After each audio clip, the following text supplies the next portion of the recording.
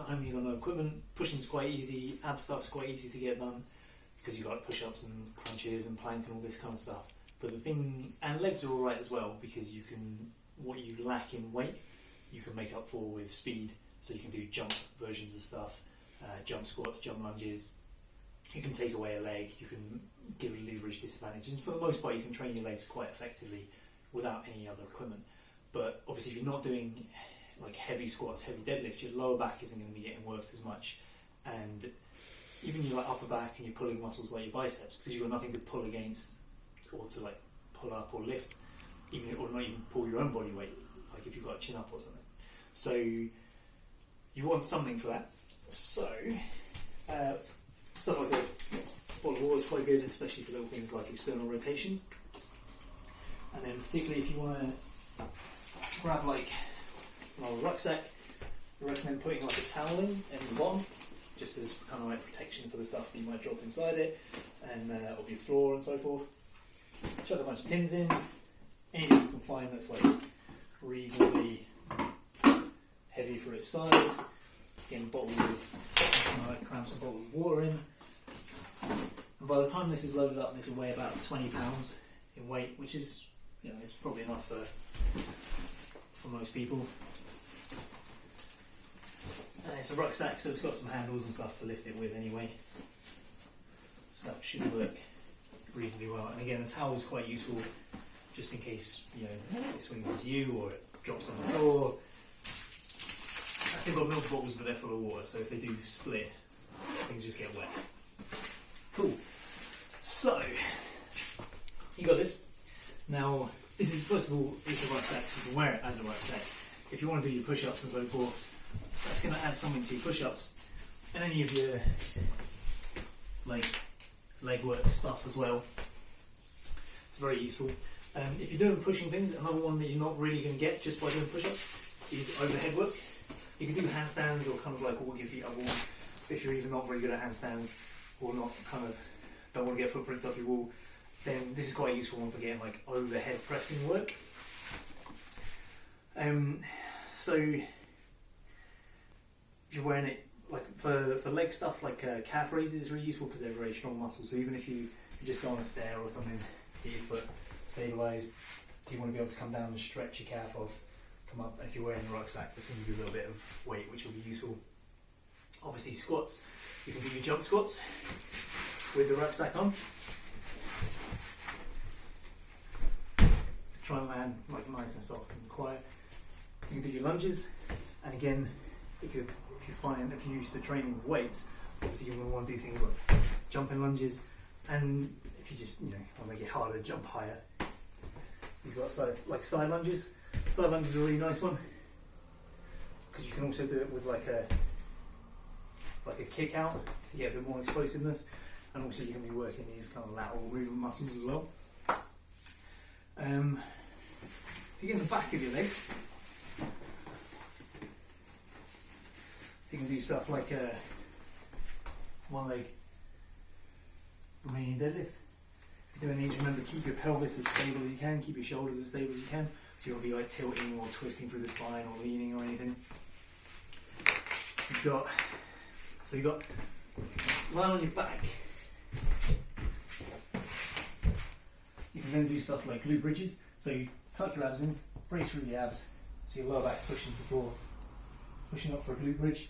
If you want to make it harder, you can then do it one leg at a time. Remember, keep the pelvis nice and stable. So another beauty of doing one-legged stuff is going to make you much more injury-proof and stable with the hips, which then carries over to your big lifts in the long term. So you can come up one leg at a time.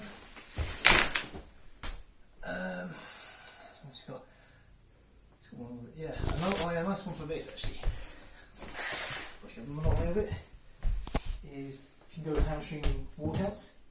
So again, brace, nice straight line, knees, hips, shoulders, pivot on your shoulders, walking out. As you increase the leverage, increase strain on your hamstrings, kind of walk out, walk back. So getting your lower back. So quite a nice one for this is if you can get the weight really high up on your neck in a kind of reasonable position, and then come down, and then kind of pause here.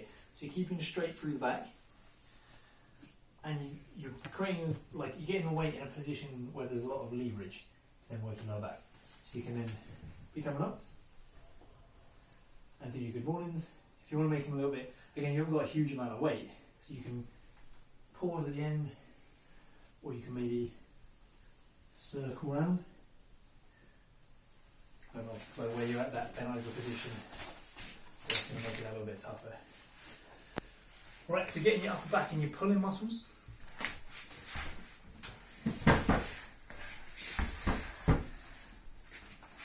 Again, if you've got a handle, you can always like pull it tighter so you've got used to that. Yeah, rolling up. You can always kind of faff around with stuff at home, so you kind of stand on the block if you've got something like that, or just pull the straps tighter. So you're doing a row. This is going to be a kind of like naturally strong rowing position. So because it's not a very heavy weight, you can play around with the leverage of it to make it a bit harder and focusing on certain muscles. So you're going to take the lats out a little bit and come out here, so it focuses a little bit more on the shoulders, on the rear delt, and you're going to roll out kind of in line with your shoulders. Another thing you can do is you squeeze your rhomboids together, pull out. So you kind of come out a bit wider, and then you squeeze your shoulder blades together and pause at the top. So you're really focusing on pausing at that position where you're pinching your shoulder blades together and really focusing on those muscles. You can do it. Squeeze. If you want to come out wide and really focus on the rear delt, you could literally have your arm almost completely straight. If you want to focus a little bit more on the lats, a nice way to do this is you want to kind of get your focus on the lats, try and have your palm facing upwards. So you come back that way, or you're trying to pull it over your hip. And like I say, you can't go like that from the hand. Another way you can get in your lats.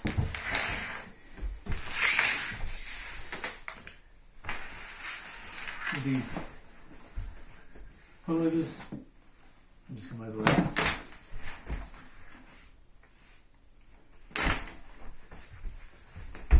Kind of instead of hitting them from this kind of really contracted position, a bit more stretched out.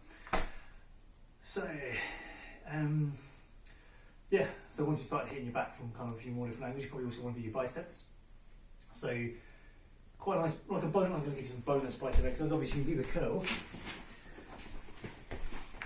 Obviously, if you're struggling with these, you could just, if you're not so strong, you can just get like a bottle of water and do all these things. And then if you are, if you've got a great big, like 120 litre rucksack and tons of tins of beans because you can stockpiling, you can make something heavier. So we're going to start with the bicep curls. We're going to do a few different types. First one, you can bring your foot forward and just bring your arm back. So it's a little bit stretched out. So as you curl, you're curling from a slightly stretched position. The next one, so you've just done it that way, now you're going to do it this way. So you can curl, focus slightly different. So you've got biceps, long head, short head, brachialis, brachioradialis. We're going to focus on different heads of this. So this one, knuckles up. Then we can go close in. You're going to try and bring your little finger to like rotate and twist in towards your shoulder. Elbow into your knee. And kind of concentration curling. So you bring your little finger in towards your shoulder. And then we'll also do like cross body. So you come over thumb to your opposite shoulder. So you come out and come through there. And between those four, you'll keep your biceps to really work out. If you're doing your biceps lat, obviously you can be doing your triceps a lot with push-up exercises. It's a lot of nice stuff where you got the weight. Just doing some extensions from there. And you can do like kickbacks. And then, yeah, we'll do some extra stuff for your shoulders as well. So you always do kind of front raises. You can play with the hand position again. so you're hitting them the muscles in slightly different ways. So like those kind of things. We've also got, so we'll do some lat raises from a few different angles. Hitting the side part of your shoulder, obviously you've got that kind of stuff. Now, if you're doing that, there's not a huge muscle, so you probably won't need a whole rucksack full of stuff. You've got like a bottle of water or something, and if you're,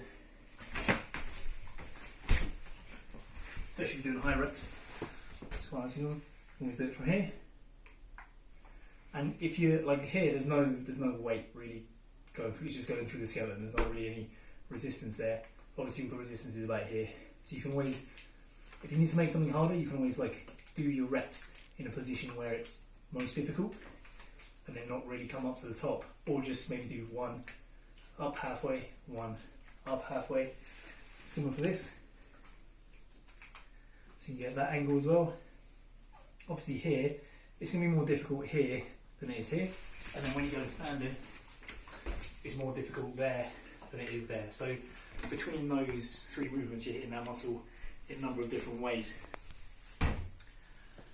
Cool, so you'd mix that kind of stuff in with push-up routines, you mix them in with your like core routines. So that core routine in the other video, you might do that at the end of the workout, and then maybe start your workout with, pick a variation of push-up to work through, then maybe do some press with the bag, then maybe pick also, in fact, if you want to do like a circuit, you could do like a push-up one, do a rowing base exercise, maybe a little wide, say, then do a leg dominant exercise. Another one for the legs, actually, you could do like pistol squats, one leg at a time, if you want a challenge for that. Coming down on one leg, coming up, and as you know, on with one of your core dominant exercises like the lunges and the squats. So you can maybe do jumping lunges there after your row and your push-up. Maybe do that as a little triple, and for a couple, like 2 or 3 sets, then do 2-3 sets of another triple, where maybe you're doing the press with a bag into like a different kind of row. If you're doing the rows, one kind of row thing I quite like to do is this row. You'll probably find quite easy. It's quite hard to get. It's a weight. You can have quite a big weight with that, so it'll be quite hard to find enough stuff to give yourself big enough weight for it. If you maybe do a set like that, so you really, I mean, you can even do 3 sets where you go arm straight, arm bent at the elbow, and then arm tucked, and then go set 1, set 2, set 3, and that way you should get a good burn, you know, even if you're at home and you're feeling a bit lazier than usual. You can do another set of like a rowing exercise, then do another leg exercise, but this time for more the back of your legs. So say the hamstring walkouts, or like ones where you're lying on your back, or like that. And do another 2 or 3 sets of those, and then finish off with the core circuit, say. That'll be a really good kind of beginner novice routine to do. If you're feeling a bit more like you want to get a good 45-minute workout, you've trained for a little while, you can always then maybe do something like that with the big compound stuff, and then go into lat raises, front raises, wide raises, like hit your shoulders, do some bicep stuff, tricep stuff. Again, that could be this, it could be tuck push-ups, and get a bit more involved and pick like a higher number of exercises. Just try and make sure that every time you do a push, you also do a pull, and for every set that you do like a quad dominant exercise, like a squat, you do a hamstring dominant exercise, like the one-legged Romanian deadlift, and and then maybe finish up with some core.